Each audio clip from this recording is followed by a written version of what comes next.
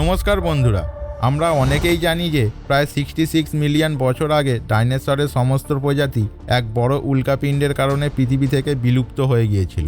কিন্তু একটি উল্কাপিণ্ডের কারণে সমস্ত ডাইনোসর কিভাবে মরতে পারে? কারণ পৃথিবী গোলাকার, একটি পাশে উল্কা পড়লেও অপরদিকে কোনো ক্ষয়ক্ষতি হবার কথা নয়। আমার মতো কি আপনাদেরও এই রকম মনে হয়? চলুন দেখি ডাইনোসরের বিলুপ্ত হওয়ার আসল কারণ কি।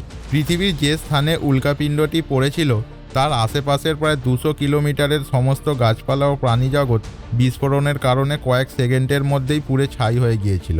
আর এই বিস্ফোরণের কারণে এত বেশি কালো ধোঁয়া তৈরি হয়েছিল যা গোটা পৃথিবীর বায়ুমণ্ডলে ছড়িয়ে পড়েছিল, যার ফলে সূর্যের আলো ঠিকমতো পৃথিবীতে প্রবেশ করতে পারত না। এই ধোঁয়া কয়েক লক্ষ বছর পর্যন্ত স্থায়ী ছিল।